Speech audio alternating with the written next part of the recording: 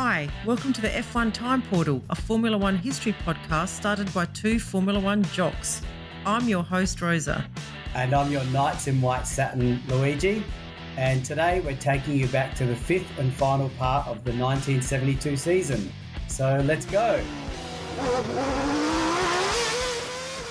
You forgot to say the word host. Oh, did I? Okay. Well, people should know by now. Knight in White Satin, Luigi. Yeah.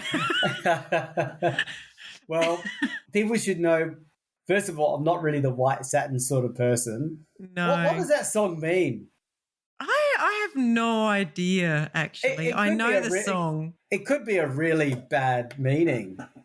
Oh, gosh. We should have checked that before we recorded it. Okay, I'm looking it up. Okay, what does the song mean? Dumped by a girlfriend, Justin Hayward remembered a gift she had given him and started writing a song that became a multi-million selling, era-defining classic. Okay, so it's nothing special, just a dump. It's about unrequited love. Yeah, there you go. Yeah. Okay. It is very sappy. It's a sappy song, isn't it? It is, and it's not a song that I particularly like, other than it's memorable for the year. I wouldn't call you the sappy type either, Louis. No, I'm not. So, yeah. Quite the opposite. And I've called us jocks. So yeah, I was going to bring that very up. sporty term. Yes, a very masculine sport. It is masculine, sporty term. Women don't wear jocks, do they? No. No. Protect themselves down there? No. Okay. No. Okay. Let's not go into detail on that, but okay. Let's not go there. Okay. So what are we up to? We're up to race 11 of 12, the Canadian Grand Prix. So jocks was relevant, I think, for race 12. I think that's probably the US race, correct? Yes. Yes. So, Canada's pretty close. So I think we can go with jocks on that. So this is at Mosport, September 24, 80 laps, and the weather was misty but dry. So the race was again being held at Mosport. And since the last race, they had installed guardrails and catch fencing, but the track was primarily unchanged and the track resurfacing didn't happen. Yeah, but they did put up $25,000 for the winner, so there were no protests about the surfacing of the track, the resurfacing of the track. Yes, yeah, and money talks, right? So I looked up on the Canadian inflation calculator, what is that amount of money? And we're still not talking about a huge amount. We're talking about $180,000 in 2025 Canada dollars. That's your favourite activity to do, Luigi. Every time there's you just have to put it in the converter, in the calculator. It just reinforces every time how Formula One exploded way beyond the inflation rate. So there are some sports out there where there is a $180,000 prize, like, I don't know, lawn bowls or something. Yeah. That's what Formula One could have become, but no, it exploded the other way. No, it exploded. Okay, so the first session was untimed, so as to allow the drivers to familiarise themselves with the track. And it was led by Stewart, then Holm, Fittipaldi, Peterson, and then the Ferrari drivers. Ickx did have a bit of a issue. He went off and ploughed through the catch fencing. Oh, okay, that's not going to do your car very good. No. And at least it's protection and safety. But when it came to Saturday practice, Stewart then had car issues. So it was the McLarens that completely dominated the timesheets. So by Saturday lunch, Revson had set a time of 1 minute 13.6, which was enough for pole position, followed by his teammate Holm. Then Peterson in the March, who secured third, followed by the new world champion Fittipaldi in fourth place. And then Stewart was fifth. Oh, well, those car issues not good for Stewart. So on race day, there was a heavy mist, as you said, over the track, and this not only caused the warm-up to be cancelled, but also the supporting events beforehand. But finally, the race started. Yeah, so at race start, Peterson made a spectacular start from third on the grid, and this was made to look all the better because Revson and Holm pretty much made poor starts. We haven't had a decent nonsense start for quite some time, and now we're getting a double. But the issue was caused by dust being thrown up on the warm-up period, and this affected numerous cars as well as the McLarens. But how could it affect just them in 1 and 2? I know. Maybe because they were at the front and like it was misty as well. So how can there be dust on a misty day? Like it was all very confusing that part of it. Sounds a bit like excusey to me. Yeah. Yeah, just gut feeling. So anyway, Revson recovered slightly to third. So they're not really nonsense starts. So let's see where Holm falls down to. But Holm lost several places as he had to switch his engine off and on again to clear the issue out. Dust must have been one hell of a dust storm. Yeah. It could beat mist. The first lap had a lot of retirements and issues, including Lauda and numerous others, some related to the dust storm, but some just general engine issues. Okay. So at the front, Peterson made the most of the opportunity of being in the lead, and he was over 3 seconds ahead of Stewart, who managed to go up to second from his 5th position in qualifying. That's pretty good. But Stewart was not content to be second, and by lap 4, he passed Peterson, who ran wide at one of the corners, and then he proceeded to pull away at a rate of 1 second per lap. Typical Stewart racing there, Luigi. It is, but he didn't get pole, so he must have had the pace in hand, but he couldn't get a lap in. Like he couldn't get a clean lap in, maybe, I don't know. So Peterson was being totally outpaced by Stewart, of course, and he was at least well clear of third place battle, which was now raging between Revson, Ickx, Fittipaldi and Eamon. At the 20-lap mark, Stewart enjoyed a 15-second lead ahead of Peterson, with Revson finally getting away from that pack and establishing himself in third. Yeah, and of some interest is Holm, because he was keen to make up for his nonsense start. So looks like we are calling it a nonsense start. Yeah, we're calling it a nonsense. But he had to turn his engine off and on a couple of times. Yeah, I know. It's not his fault. I know. Yeah. So he was desperately trying to pass Reutemann, who was being very strong in his defence. We've talked about this in the past. And this triggered the ultimate of attacks, the most offensive of attacks, the repeated fist shakes. No, not the fist shake. Yeah. The most aggression a driver can possibly show whilst driving an F1 car at 300 kilometres an hour. Yeah. To take their hands off the wheel and just shake their fists at another driver. We see that so often, don't we? And they're really relying on the other driver to look as well. Yeah. There's no horn. You can't beep your horn. Yeah. Could you imagine? If they can beep the horn, then you look, then you see the fist shake, then it's got value. That's right. Interestingly, though, Holm in his frustration actually let Francois Severt through. Now, Severt was in the Tyrrell to see if he could get past Reutemann, but he also could not pass Reutemann. That is hilarious. Severt then retired with brake problems, so Holm moved back behind Reutemann's Brabham again, and again he did more fist shaking because he couldn't get past. This is more interesting. This is more interesting than a battle for the lead. It really is.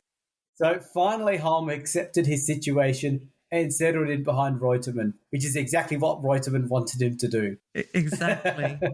So back at the front, Stewart had now lapped everyone up to 8th place and was 20 seconds clear of Revson, with Fittipaldi now in 3rd. And it was time that we had more Brabham team drama, Louis. Ah, okay. So yes, Peterson was lining up to lap Hill in the other Brabham. So Hill's career is not on that trajectory that one would hope for. But anyway, no. Peterson got alongside Hill, but Hill stuck to his racing line and the two touched. Hill continued unaffected while Peterson suffered a bent steering arm. Peterson pushed his car back to the pits but was disqualified later for travelling in the opposite direction to the race when pushing his car. That's a big no-no. I don't understand how that happened, but there must have been... He must have some angle on the track or something. Yeah, well, he must have gone backwards to go forwards in some way, and then yeah. So this now left Stewart with a lead of over 30 seconds ahead of Revson in second place. Fittipaldi was retiring from third with a car issue, which promoted Regazzoni up to third. Well, he was also having an issue with a back marker as he was lapping Barber's privately entered March. He spun and fell back. Regazzoni would end up finishing 5th, unfortunately, out of the podium. Yeah.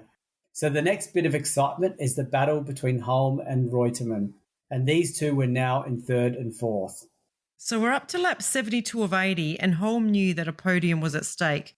So these two were nose to tail, but it wasn't until lap 80 when Reutemann's engine started to splutter that Holm finally got through into third.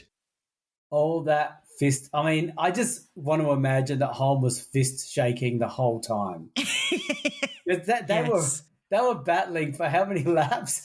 It seems like most of the race. Most of the race, yeah. Yeah. Reutemann made his car like the size of a, I don't know, tractor. I mean, the mere fact that Holm even let Severt through to see what he could do, you know? Yeah. So Holm ended up finishing 6 seconds behind his teammate Revson in third place. Revson secured second place, and Stewart won the race by nearly a minute. And that's the end of the race. That's the end of the race. I don't know if it's worth going through the driver championships. We've still got Emerson Fittipaldi on 61. He didn't add to his tally. Stewart on 36, Holm on 35. And in the constructors' standings, we've got Lotus Ford on 61, McLaren Ford on 45, and Tyrrell Ford on 42, with Ferrari on 31. You've forgotten Ferrari. Yeah, I've forgotten to say Ferrari. Okay, so we're up to the last race of the season, the United States Grand Prix. So it's at Watkins Glen on October the 8th, 59 laps, and the weather was cool and mainly dry. So we're in the US of A, so we start with prize money. And this time the prize money is, get ready, Louis, get ready to do the conversion, $275,000. That is huge. It attracted a large contingent of people wanting to race here. But I think that's the total prize money, not just for the winner. What do you think? I don't know. It might be total because wasn't the other one 25,000, the Canadian? Yeah, the other one was 25. Like, this is massive. But, I mean, this is the United States.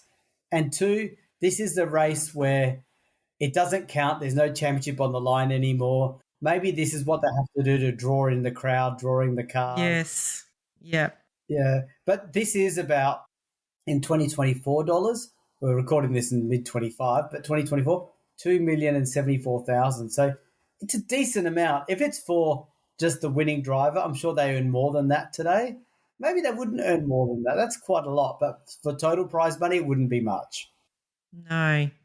Well, they did promise $6,000 starting money for all the drivers. So that's something at least. And that's $45,000 in today money. So the rest of the money was split out according to various elements, including fastest two drivers in practice and finishing order in the race, which is going to make qualifying even a bit more frantic than normal. Yeah, especially the fastest two? Okay. Two drivers in practice, yeah. So of some interest is that McLaren were giving a young F2 driver their Formula One debut, none other than South African Jody Scheckter. And we'll be hearing a lot more about him going forward. And it was only 2 years ago that Scheckter drove his very first Formula Ford race, and here he is making his F1 debut just 2 years later. So on to practice, and everyone expected Saturday to be rained out. So as a result, there was a real great deal of focus on Friday's practice with all the teams coming out trying to set a good time. Yeah, and the Tyrrell and McLarens were the pace setters, with Stewart in the Tyrrell ultimately claiming pole, followed by Revson in the McLaren and then Holm in the McLaren. The second row was filled by Severt in the other Tyrrell and Reutemann in the Brabham, continuing to impress in his debut season. Remember, he got pole in the first race, and Scheckter qualified a really impressive 7th. So let me just check quickly. So Stewart and Revson got the bonus money. Yeah. I was going to say, Revson's come good. I mean, he's now beating Holm. Like, I was going to say, like most of them do. No. And also, Reutemann in the Brabham, Hill's in the other Brabham, isn't he? I think that's... Yes. Yeah, I think it is. Yes, you're right, yes.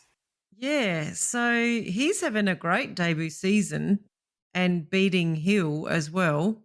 So anyway, so some teams did struggle though. BRM was still using the Firestone tyre. In September of 72, Firestone announced their withdrawal from Formula One at the end of the year, but then they reversed their decision. However, in the months since September, they did little to no testing, and this hampered all the teams using the Firestones. And that's a pity, because these D-jerk business decisions, they have a real impact on the track, don't they? And doesn't BRM's win in Monaco seem like a long time it ago does. now? So on race day, the 31 cars ventured out. 31, Louis, 31. That is huge. This is not Monaco. No. But it looked like a possibility that the rain was going to return. Yeah, and the race started and Stewart stormed into the lead with Holmes slotting into second place. Regazzoni, in an effort to get with the leaders, left his braking very late and he tangled with Reutemann and Revson. This caused damage to both of those cars and resulted in a great deal of confusion with many cars further back as they navigated the drama. So the leaders were Stewart, followed by Holm, Fittipaldi from 8th on the grid, up to 3rd, not bad, and Scheckter on his debut was now up to 4th, then Regazzoni. So I'm impressed Regazzoni. I'm surprised he's there. He took out Reutemann and Revson, but he's all good. Good on you, Regazzoni. Yeah. So Stewart was on fire. So he's really ending this season wanting to make a statement. He wants to make a statement because he saw this championship go away from him. So he already had a 5-second advantage over Holm. And by this time, Scheckter had now moved up to 3rd place, having passed Fittipaldi.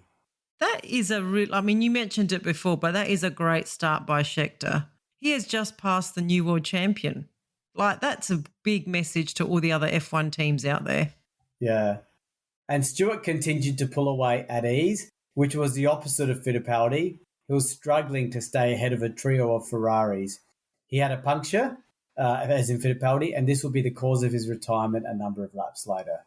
So by about lap 17, this is a 59-lap race, remember, Stewart was enjoying a 20-second lead over Holm. To make Ken Tyrrell happier, Sever in the other Tyrrell had now moved up to 3rd place as he had carved his way through the 3 Ferraris and even passed Scheckter. He's doing well in that car. Of interest, Andretti in the Ferrari was having real troubles as he found that by using different tyre compounds on each side of the car, it simply did not work. That is so weird. I give him credit for taking a risk and giving it a go, but is it a good idea? I don't know if it is a good idea. I don't know that having different compounds on each side of the car is actually a thing, but clearly it wasn't working and he was slipping back. I think it should be a good idea when you think about it. Why? If you're doing a track, your outside tyres are going to do more distance than the inside tyres, so you could go maybe hard tyres on the outside, softer tyres on the inside. I don't know, but that could be total ignorance. I don't know. Maybe if there's lots of right-hand turns, you'd put harder tyres. I don't know. It's weird. It's very strange. Well, anyway, it didn't work. It didn't work, yeah. No. It doesn't mean it's a bad idea. Doesn't mean it's a bad idea. It just means bad idea for him on this track at this time. Okay. At half distance, Severt finally overtook Holm for second. And with Stewart now enjoying a 30-second lead, that meant we had Tyrrell 1-2. Scheckter was still 4th, a long way ahead of Peterson in the March and Hicks in the Ferrari. On lap 40, there was a light shower that fell briefly on the circuit and Scheckter was caught out by this and spun off. He wasn't the only one, with 2 back markers, including the vastly experienced Hill, also spinning off. So while all 3 drivers continued, Scheckter lost over 2 minutes before he could restart his engine. That's such a pity. He was right up there. And the mere fact that even Hill spun shows that this was more of an unlucky thing than a rookie error, you know? Yeah, but Hill's over the hill now. He's driving for a bit longer still, don't worry. Is he? I'm expecting to hear about his retirement any day now. This is like your Brabham 2.0 where you kept waiting for Jack Brabham to retire. And he even won a race in his last season. Yes. Yeah. So with Scheckter out, this promoted Ickx in the Ferrari up to 4th place, but he was embroiled in an aggressive battle with Peterson. Yeah, and let's not forget X qualified 11th and Peterson 25th. So Wow. these guys are reflective of the retirements and themselves having good drives. But 25th from Peterson. So while all this was going on, Stewart was continuing to hold his position, and he went on to win the race by over 40 seconds ahead of his teammate Francois Severt. Holm was was a further 5 seconds back behind Severt in third. So the battle for 4th and the primary drama of the race end raged right to the end as Peterson pipped Ickx by just 0.6 of a second. And I just wanted it noted here that Andretti finished 6th in that weird split combo tyre strategy. So it can't have been that bad. No, it can't have been that bad. But I don't know. We don't ever hear of it ever happening again. It certainly doesn't happen in today's Formula One. No, I don't think it's allowed. I think we have had it accidentally happen. I think once a few years ago. Oh, yeah. In the early 2020s, Bottas was sent out. Was it Bottas sent out by accident with mixed tyres, and he was immediately called back in, or they were going to get a big penalty? Really? I reckon we should be less regulated with tyres these days, Louis. I agree. But anyway. I think it's a good point. If you've got a set allocation of tyres, do with them as you will. Yeah, do what you want with them. Exactly. Yeah, and if you want to blow them on one side, this one side, that, your call. Yeah, exactly. Everything's too regimented and it's too controlled. And, we see races where all the cars have all the same tyres for each part of the race, and it's just, not as good. I also don't think that the tyres should be as good as they are. Like, they should have more variance between them, and they should actually degrade a lot more. Yeah, I think 2010. Yeah, the 2010s. The tyres kept hitting a cliff. Yes. And so you took a risk. I'll stay out. That's right. You went from 3rd to 12th with 2 laps because the tyres were just totally bad. Gone. Exactly. Yeah. But for this championship, just to say, Stewart's just won the last 2 races in a row. Yeah, too little too late though, because Fittipaldi, as we know, took out the championship a few races ago. But yeah, Jackie Stewart finishes 2nd on 45. Denny Holm, 3rd, Luigi, on 39, ahead of the Ferrari of Jackie Ickx on 27 and the other McLaren of Peter Revson on 23. Yeah, so at least Holm was picking up points towards the end. But for a while there, he wasn't. But yeah, good on him. So on the constructor, it was Lotus on 61, Tyrrell on 51 and McLaren on 47, with Ferrari 4th on 33 and the Surtees 5th on 18. So yeah, and there's early years for that Surtees team too. I think they made their debut in 70. So yeah, they're still going. That's good. Yeah. Yeah. All right. Well, that's the season. Are we going to do a little wrap up? Yeah, do you want me to go first and talk a bit about it? Yeah, you go first. Yeah. Yep. Okay. So it was an interesting season with Fittipaldi taking 5 wins versus Stewart's 4 wins, but 2 of those came at the very end when it didn't really matter. And I can't help wonder how this season may have turned out if Stewart didn't have to take time out with that stomach ulcer issue. It caused him to drive a little bit poorly in the middle of before he took that time off. And his Tyrrell seemed to suffer some reliability issues too. So I think this could have been quite easily Stewart's season because he didn't score out of 6 of 12 races, while Fittipaldi failed to score in just 4. So that's one of my first comments. Any comments from you on that before I move on? Yeah, I actually what really caught my attention in this season was Fittipaldi's kind of aggression on the track. Like, I think he not in a bad way, not in a Luigi I hate him kind of way, but he was always very aggressive in taking places and making sure he was up the front. And you remember, this is only his 2nd or 3rd season. Yeah, that's right. 'Cause he had his debut in 70. Yeah. And I think he didn't really race that many times as well in that first season. He was there as a kind of a fill-in for someone, now that I can't remember who it was. So, yeah, that's what really stood out to me, just the way he just fought for every race and every spot. And then towards the end he didn't, but he'd already sewn up the championship. Yeah, and because out of his 4 retirements, 2 in the last 2 races that Stewart won. Yes. Yeah. Yep. So, I mean, I still think Fittipaldi deserved the championship considering his teammate did not score a single point all season. We didn't even mention him. Then we joked about him at the beginning of the season. I think it was Weisel. Yeah. Whistle. Yeah. Whistle. Yeah, he doesn't appear on the point scoring thing. No. Fittipaldi scored 61 points. Yeah. So he had no support at all, whereas Stewart did get support from, I imagine, indirect or direct support from Francois Severt. And it helps have a teammate in the top 6 to put pressure on the other teams, right? Yeah. So also but this was a season where we had the number ones, where we had half the teams in the top 6 and then the other half down in the bottom 6 or this next 6. Because usually you see both cars next to each other, Yeah. But this season it was like 6 different cars all in the top of the grid, which is unusual. Yeah, and it shows the domination that teammate destroyed their other teammate. Yes, yes. Also, I think very impressive debut season for Reutemann. He dominated his very experienced teammate Hill. In fact, probably was the death knell for Hill to be in a top team ever again, because now they know he can be beaten even by a rookie. And Scheckter in the last race really made a statement of, I'm here, and surely he's going to get picked up by a big team after. Yeah, and we see this is the season for the John Player Special, Black and Gold Lotus, which, we'll have to get used to seeing for quite a few years now. Yes. Yeah. So, look, I thought it was an interesting season. I think it was actually really exciting to see so many different cars all at the front of the grid. And the racing was pretty tight, actually, between lots of different drivers at different times, except for the Ferraris. Well, even they did okay at times, but just couldn't get the consistency in their performances, unfortunately.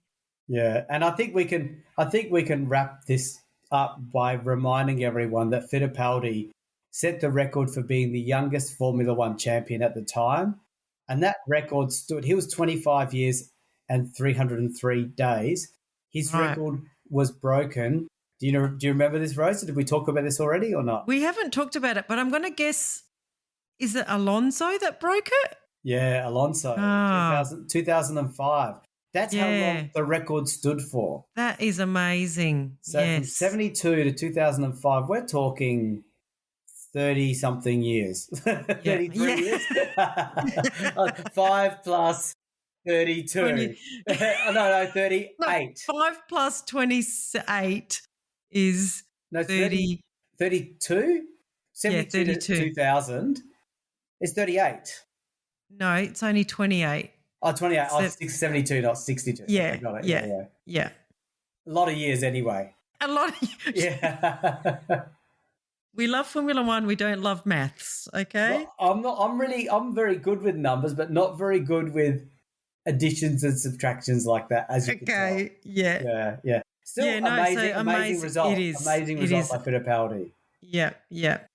Yes, very good. All right, well, I'm just looking forward to a season where we have a Ferrari domination happening, Luigi, but I don't really recall one in the 70s, not in the early 70s anyway. Well, X did get a win. Yeah. What was that? That was the German Grand Prix. He won Nürburgring. It was a rainy one, if I recall correctly. Yeah. Yeah, and it was a Ferrari one too. That's right. But that's sort of it for Ferrari. Yeah, I know. Oh, well, maybe 73 is the year. I live in hope. I live in hope. Okay. All right. Well, that was fun. We'll be back for 73 next. Oh, no, we're going to do TP first. We're going to do TP Championship. Maybe I can get X to win the TP Championship, Louis. Let's see. Andrew's in it, so the results are going to be very well considered, is all I can say. Yes, this is true. It's a very serious guest we have on. Okay. All right. Bye, everyone. Bye.